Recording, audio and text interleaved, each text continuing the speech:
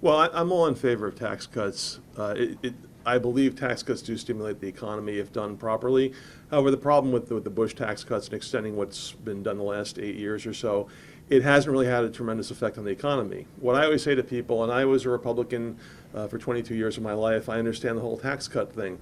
The point is, in 1960, when John F. Kennedy said a rising tide lifts all boats, that was true. If you cut taxes, that money went to Des Moines, Iowa, it went to Lyndhurst, New Jersey. It built factories in the United States of America. It built our economy up. Now what you have is a different model. So when you give tax cuts, oftentimes what happens, and I work at a law firm that deals with Wall Street, so I'm familiar with the investment models they have, money won't necessarily come into America. You give somebody a tax cut, it's going to go to a multinational corporation. Now what happens with that is the jobs go overseas. Labor is so much cheaper. They're building factories in Shanghai, in Mumbai, in Singapore, rather than building them here in America. That's the one thing I would do, is I would tie tax cuts into any tax cuts we have or we extend into putting that money back into the United States and building our infrastructure. If you're getting an American tax cut from American taxpayers, if we're footing the bill for that, that money should come back to the United States. I would target that money to come back to our country. We have a huge problem right now. Our jobs have gone overseas.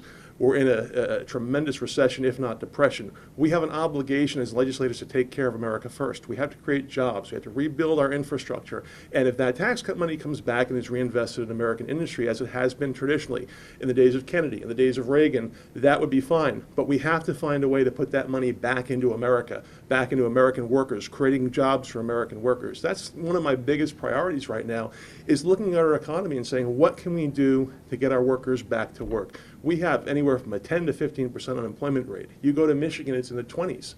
We can't live like that. We can't survive like that. We become a Walmart economy where we have cheap goods coming from other countries, but we have people losing their jobs. Who's going to buy these goods? We have to fight for our American workers, for American jobs. We have to tie our tax cuts. Anything going forward with tax cuts has to be tied into creating jobs here at home. That's one of my biggest priorities. So I believe in tax cuts. I think tax cuts are good for the economy. I also believe in middle class tax cuts. Middle class tax cuts tend to be spent by the average person. People consume in the middle class. I consider myself part of the middle class. I get a tax cut, I go out to Home Depot, I buy stuff. I'm not investing in a factory in Shanghai. I'm not investing in my stock portfolio necessarily. I'm investing in America. I'm spending that money. So we have to have that connection where the tax cut ends up coming back into our economy. That's critical for us.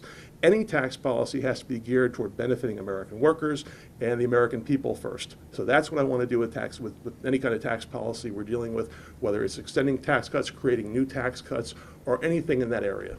Do you think they need to be paid for, though, since the budget assumes this revenue would come in and that they would go back up to the pre-2001 levels? Well, the problem is if you raise spending and cut taxes, you end up in a bad situation. We've had that here in New Jersey. Remember back with Christy Whitman. Christy Whitman cut taxes and raised spending. Well, what happens is you balloon your deficit. I am a deficit hawk. I don't like the fact that in America what we've done is we've given tax cuts that aren't paid for. Everything should be pay as you go in our government. I always talk to people and I say, look, we should run the government like you're expected to run your household. You know, you pay as you go. You can't go into this massive debt, whether it's the war in Iraq with almost $1 trillion of debt that was off the books. These kids are coming back defending our country. They've got $1 trillion in deficit that they're going to have to deal with going forward in their lives, and their children will have to deal with. We have a moral obligation to pay as we go. We have a moral obligation to keep that deficit down. And if tax cuts create a bigger deficit, it hasn't proven true that the economy is going to grow enough that it's going to compensate for the debt we're incurring. That's an old theory from back in the 80s and 90s that really doesn't work today. So we have to be careful with how we apply our tax cuts. I don't want to go into debt, cut taxes, and then have a massive deficit for the next generation to pay off. That's morally inappropriate. It's not good policy whether you're a fiscal conservative or a progressive. That's not acceptable. You pay as you go, and you do what you have to do to keep the economy moving forward.